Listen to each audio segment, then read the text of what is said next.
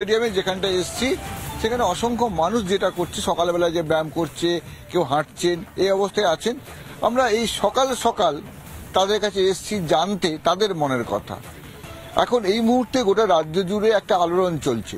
Republic বাংলার সামনে মুখ খুলে দিয়েছেন কল্যাণ বন্দ্যোপাধ্যায়, মদন মিত্র। তারা মুখ খুলে এমন সব কথা বলেছেন যে কথাগুলোতে পুরো খোলসা হয়ে গেছে, প্যান্ডোরার বাক্সটা খুলে গেছে। যেখানে বলছে, মদন মিত্র বলছেন কি টাকা নেওয়া হয়, টাকা পদ পেতেও টাকা নেওয়া হয়, আইপ্যাক সব টাকা নিয়েছে, কোটি কোটি টাকা লুণ্ঠন হচ্ছে। কল্যাণ বন্দ্যোপাধ্যায় বলছেন দলে কোনো 2 নম্বর নেই, 1 নম্বর আছে, আর যদি কেউ 2 নম্বর বসায় সেটা 2 নম্বর নয়, সেটা 2 নম্বরই, 2 নম্বর। এই জায়গায় দাঁড়িয়ে আমরা সাধারণ মানুষের সঙ্গে কথা বলবো। আপনি কি ব্যায়াম করেন সকালবেলা প্রতিদিন নাকি? রেগুলার হাওড়া ডুমুরজলা স্টেডিয়াম, এখানে আমি 70 সাল থেকে মাঠে আসছি। আমার এখন 79 বছর বয়স হলো। কত? 79, 79। হ্যাঁ, আমি রেগুলার সকালে আসি, যতই কাজকর্ম থাক না কেন আমি এখানে একবার মাঠে আসবই আর কি। হ্যাঁ, দীর্ঘদিন আমি মাঠে আসি, প্রচুর লোক আসে, সবাইকে। শরীরটা তো বেশ ভালো আছে, হ্যাঁ। শরীর ভালো আছে তো? আমার এখন পুরোপুরি সুস্বাস্থ্য।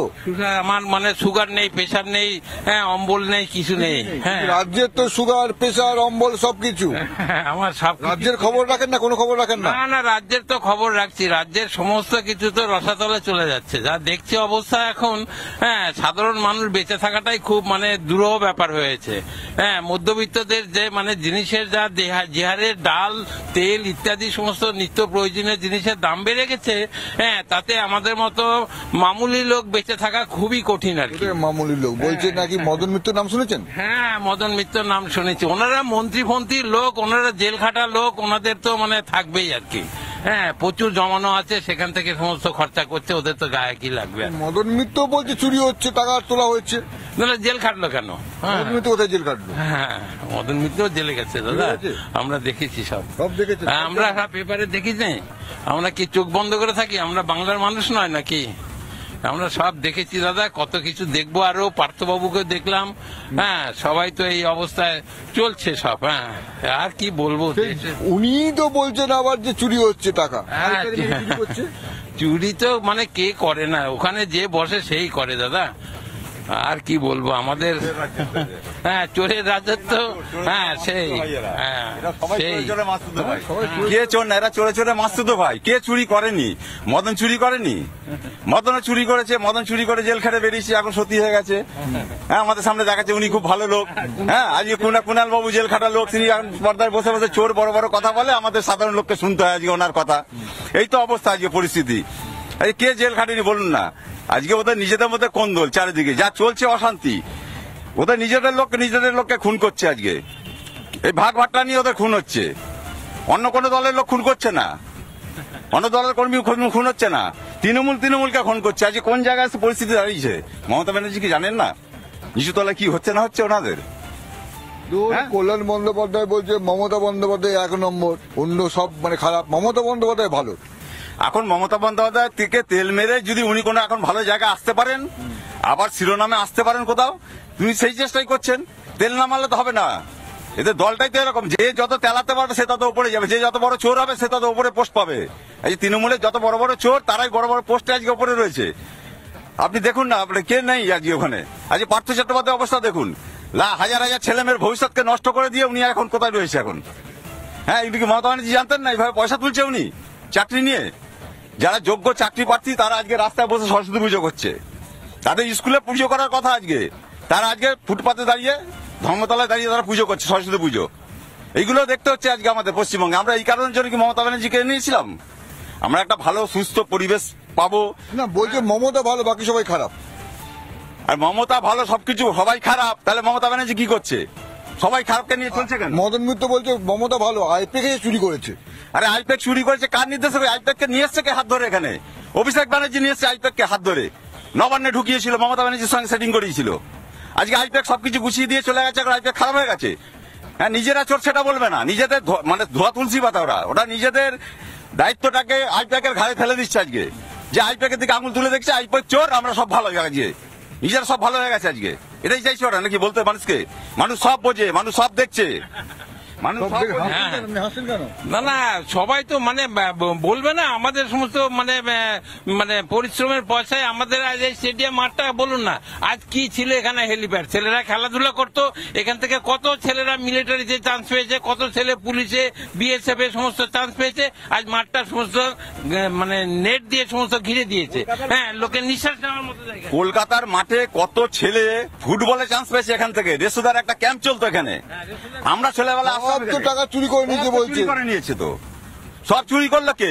এতে দলের লোকই তো চুরি করেছে, ভাগাভাগি ওর করেছে। মদন মিত্র বলছে সব ভালো, দলের লোকে নাকি পদও পাচ্ছে ওই টাকা দিয়ে। টাকা দিলেই যে পদ পায় আজকে ওদের দলের লোকই তো বলছে। আজকে মানুষকে বলতে হচ্ছে না, আর অন্য দলের প্রার্থীরা কাউকে বলছে না, বিজেপিকে বলতে হচ্ছে না, কংগ্রেসকে বলতে হচ্ছে না, সিপিএম কে বলতে আচ্ছা, হচ্ছে একটা না। কথা বলুন তো, আপনি আপনি আপনি এখানকার বাসিন্দা? এই পাশেই থাকি। আচ্ছা, একটা কথা বলুন তো, আপনি তো বয়স্ক মানুষ, অনেকদিন ধরে পলিটিক্স অবস্থা দেখছেন রাজ্যে, আমার যা মনে হচ্ছে। খানিকটা ঠিকই, ঠিকই। কিন্তু যেটা কথা হচ্ছে, হঠাৎ করে মদন মিত্র, কল্যাণ বন্দ্যোপাধ্যায়রা এই ধরনের কথা বলতে শুরু করলো কেন? হঠাৎ করে আইপ্যাককে দোষী, মমতা ভালো, এটা হঠাৎ করে কি হলো? দলের মধ্যে ব্যাপারটা কি মনে হচ্ছে? ব্যাপারটা হচ্ছে আমরা দীর্ঘদিন ধরে একটা জিনিস লক্ষ্য করছি, মদনবাবু সম্পর্কে আমার একটা আলাদা মন্তব্য আছে। কারণ উনি কখন বলছেন দেখতে হবে, সকালা না বিকেলা। কারণ উনি একটা ভীষণ পারদর্শী মানুষ, যে সবসময় একটুখানি বেশ কি বলবো, ও লাভলি এইরকম একটা অবস্থার মধ্যেই কিন্তু ওর জীবনযাপন করেন। উনি কখনো তৃণমূল মানে মদন মিত্র আপনি সিরিয়াসলি নিচ্ছেন না? একদমই না, একদমই না। আমি মনে করি সার্কাসে যেমন কিছু জোকার থাকে, মমতা ব্যানার্জি তার দলে কিছু জোকার পুষে রেখেছে। কেন? কেন?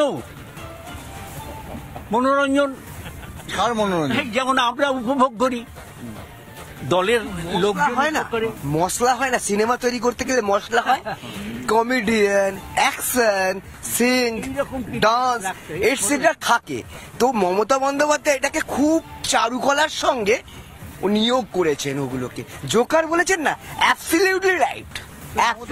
করতে হচ্ছে কেন? ঘটনা হচ্ছে, শুনুন, ঘটনা হচ্ছে এরা যখন নিজেরা চতুর্দিক থেকে ব্যতিব্যস্ত হয়ে পড়ছে, তখন মানুষকে ওই দিক থেকে ঘুরিয়ে নেবার একটা চক্রান্ত, আর কিছু না। আচ্ছা, মানে মমতা বন্দ্যোপাধ্যায় এবং তৃণমূলদের কোনো ঝামেলায় পড়েছে, তখন মাঠে নেমে যাচ্ছে এই মদন মিত্ররা। হ্যাঁ, ঠিকই তো।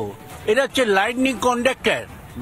দেখবেন ছাতে শিক ঝুলিয়ে রাখে মানুষ, কেন না বিদ্যুৎ পড়লে টেনে মাটিতে নামিয়ে দেয়। বসিয়ে রেখেছে কোণাল ঘোষকে, ওদিকে আপনার কি বলবো, কল্যাণ ব্যানার্জিকে, এখানে ঘোষকে। এরা কি আবার এরা প্রয়োজন যখন হবে না দেখবেন বসিয়ে দেবে, আবার টেনে নেবে। কাজ ফুরলে কাজই, আর কাজ শেষ হয়ে গেলি পাজি। এটা অদ্ভুত রসায়ন। হ্যাঁ, রসায়ন এইভাবেই চলছে। এবং দুঃখটা কোথায় জানেন? না, আপনি তো তৃণমূলের রাজনীতি বলছেন, ফিজিক্স বলছেন না কেমিস্ট্রি বলছেন? কেমিস্ট্রি না, এটা আমার অভিজ্ঞতা বলছি। মানে 2011 মানে এই মদন মিত্ররা বাফার স্টেট মমতার। একদম একদম কোনো মূল্য নেই এদের। এই কুণাল ঘোষ